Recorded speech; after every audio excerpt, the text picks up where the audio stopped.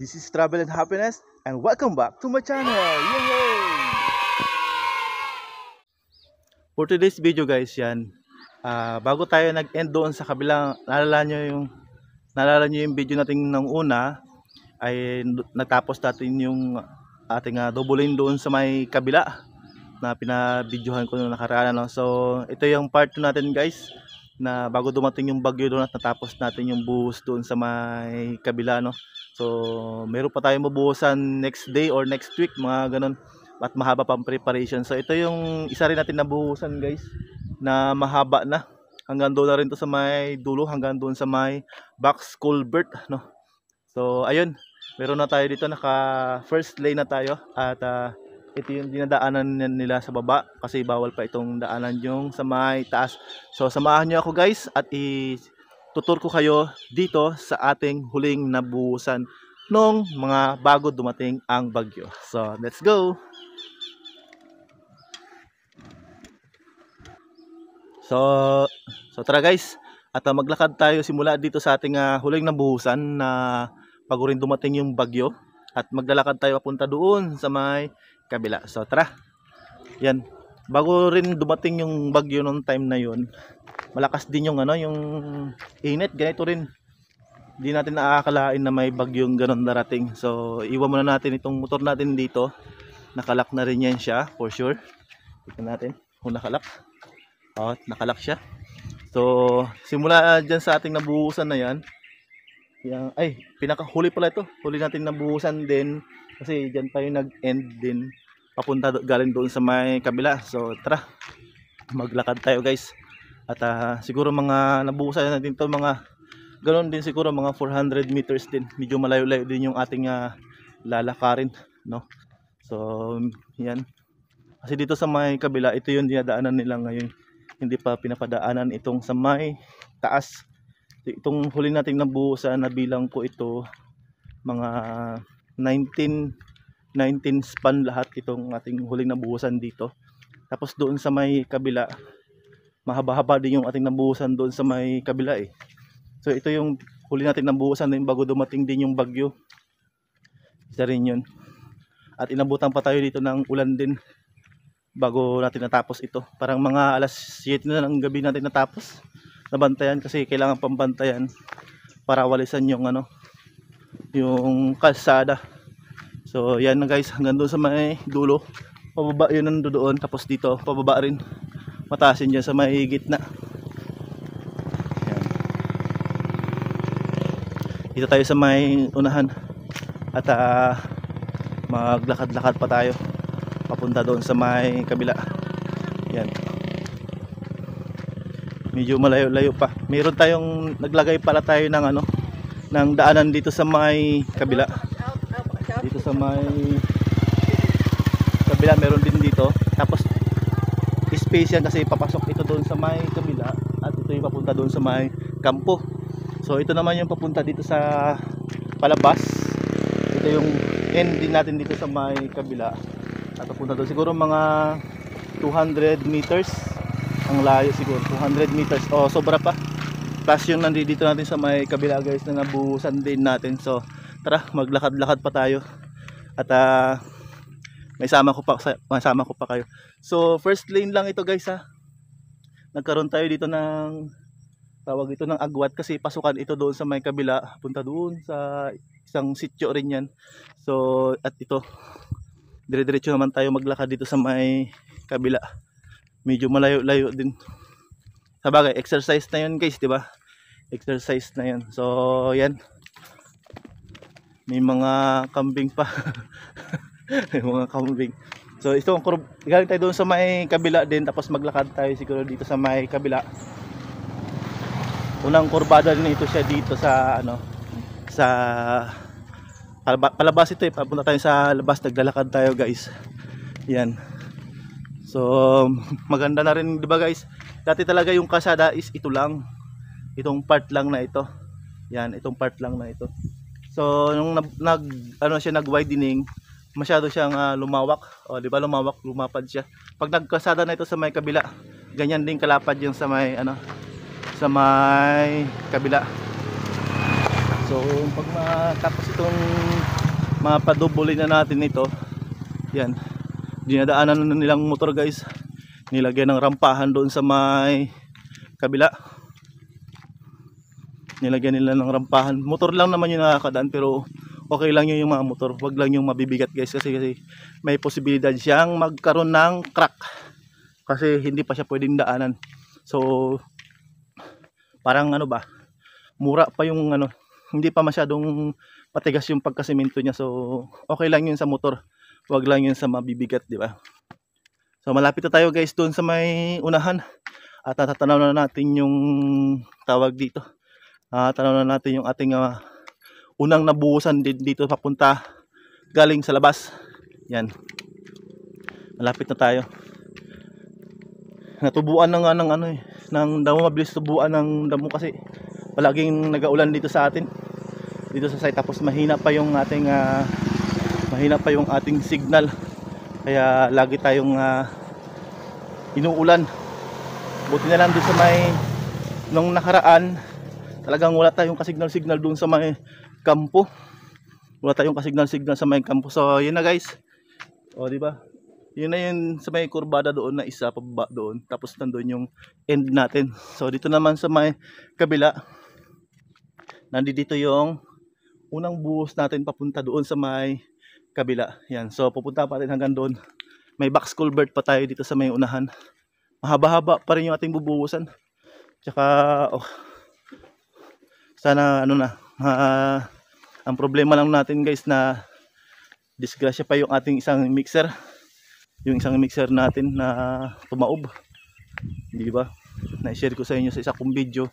So buti na lang din at ayos yung ating driver, at wala namang nangyaring masugatan o nangyari sa kanya. So thank you Lord pa rin sa binigay niyang pangalawang buhay sa kanya, di ba?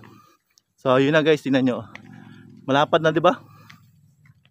Ito yung unang nabuhusan natin dito sa may galing sa labas papasok papunta sa kampo hanggang doon sa binidyohan natin na end project guys. Yun, ito yung unang nabuhusan natin dito. So malapit na tayo sa may end nitong beginning nitong buhos natin. Beginning. Yan, o di ba? Medyo mahaba-haba na yung ating nalakad at naka-exercise tayo. Magang maaga yan, mainit, tirik ang araw. Tirik ang araw. Ito pala, nilagyan nila ng rampahan dito guys. Ito yung unang buhos natin dito sa sa beginning, lapit sa may box culvert. Malayo-layo na yun guys, nakakad dati mga 400 meters na simula nang iniwan natin yung motor doon sa may kabila. So punta tayo dito sa may box culvert. Itong box culvert naman na to, lalaparan din ito, tapos sisimintuhin yung gilid. Meron siyang tawag dito floodplain, parang ganon, meron siyang floodplain. Yan, ito guys yung yung box culvert. Yan, box culvert yan siya, may culvert yan sa loob, kaya tinawag na box culvert. So lalaparan yan siya, kung anong lapad ng kalsada, mas malapad ng konti. Ito, di ba? Yan, may mga culvert siya guys. Dinugtungan ng culvert. Dinugtungan siya ng culvert kasi mayroon pa siyang dadagdagan ito ng space dito sa may kabila para maglapad. Pati dito sa may kabila, naghukay na rin sila. Ito yung hinukay. Ito guys, yan. Yan yung hinukay nila hanggang doon sa may dulo. Yan yung hinukay nila, kasi itong hinukayan na ito, yan yung hinukayan na yan, yan siya, lalagyan siya ng bakal. Pagkatapos bubuhusan, lalagyan siya ng floodplain style, ng floodplain, para yung tubig na galing doon sa may taas, hindi niya mabubuwal itong lupa dito na kundi simentado na, di ba? Simentado na siya. Kung kahit anong lakas ng tubig yan dyan, simentado na yung impact niya dito sa sa hindi na lupa yung tatamaan niya, simento na. So hindi na magigiba yung yung lupa, dahil kasi meron na siyang simento. Yan, hinukaya na natin yan at pinantayan na natin doon para medyo malapad na yung ating kalsada. So malayo-layo pa rin siguro yung pinaka labas ng kalsada doon sa may labas. ng ating project. Siguro mga 200 meters till 300 meters. Basta malapit na rin guys, basta dire-diretso lang yung init at saka yung ating mga equipment ayos, nasa kondisyon, at ang ating mga gamit katulad ng semento, yan, at saka yung mga trabahador nasa sila, tawag dito, nasa kondisyon at wala silang mga sakit para lahat ng trabaho natin maging maayos, di ba?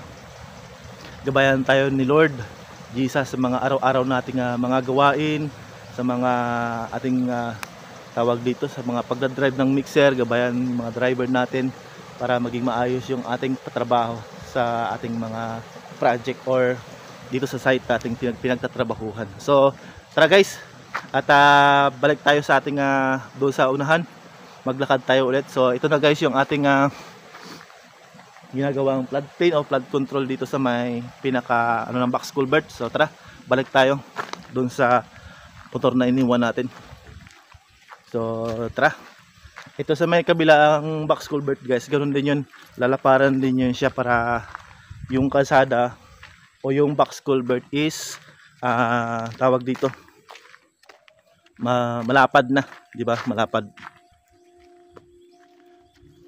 So tara guys, at balik tayo doon sa may unahan. Maganda talaga guys yung panahon. Kaso linggo ngayon, wala tayong trabaho at nakapag-video tayo guys ng medyo mahaba-haba. At mamaya pupunta tayo doon at maliligo tayo sa Gansan.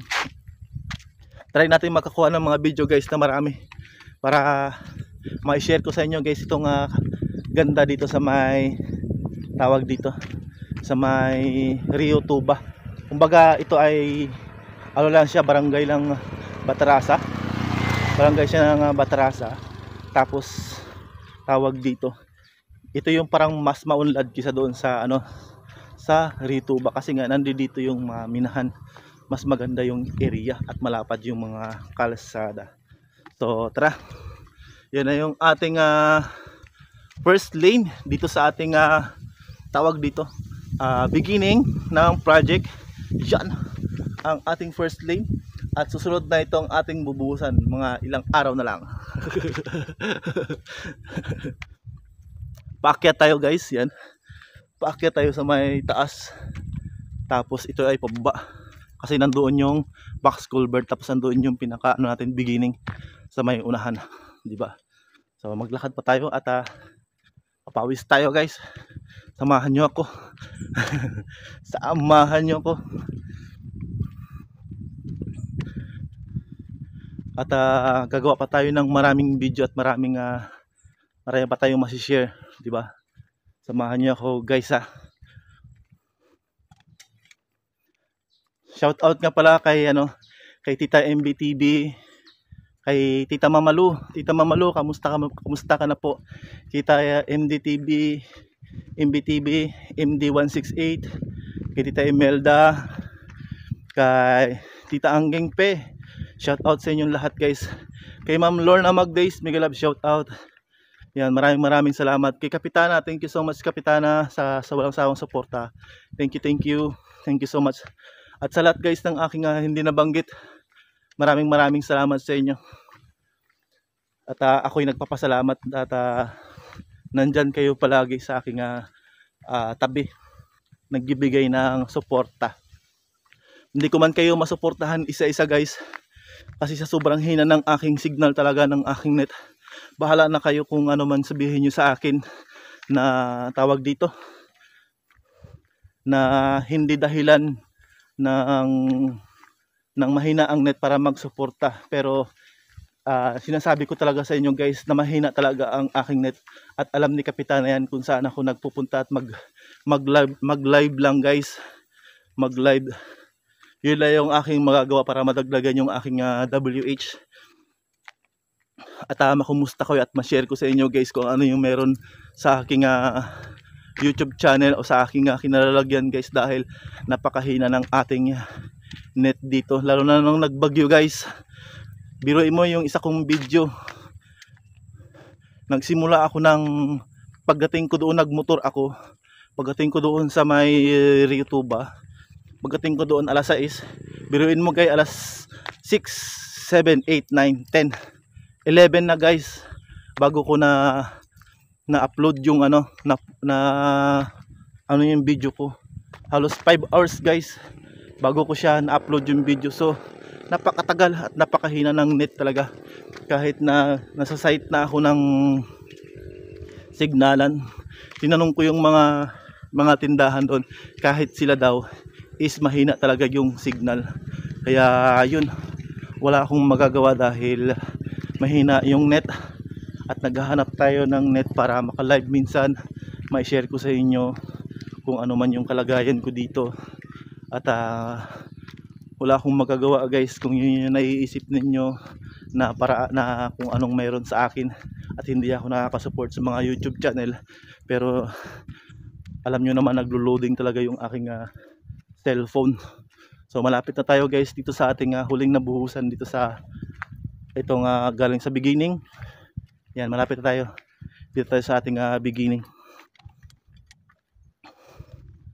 Dito inabutan din tayo guys ng ng ulan bago natin ito natapos itong dito sa may pababa na ito dito. Nung nakaraan bago rin dumating yung bagyo, ito yung huling binuhusan natin dito sa may malapit sa may beginning. Yan, ito yung ating huling nabuhusan. O yan, hanggang dyan. Tapos kayo doon sa may taas na pinaglakaran natin, nahingal na ako guys. So maraming salamat sa inyo guys sa walang suporta sa aking YouTube channel. Yan. So yun na nga guys, hanggang dito na lang ang ating video ha. At maraming salamat sa pagsama at pagbisita sa aking YouTube channel. At na-share ko sa inyo yung ating mga buhos, yung ating mga ginagawa dito sa project. So maraming salamat sa inyo guys. Shout out sa inyo lahat guys sa aking mga YouTube friends. Maraming salamat sa inyo. Thank you. So hanggang dito na lang guys ang ating video. Maraming salamat po sa inyo lahat. Kung bago ka pa lang sa aking YouTube channel, huwag niyo pong kalimutan mag-subscribe, mag-iwan ng comment, i-bell all para lagi kayong updated sa aking mga video. So hanggang sa muli, paalam!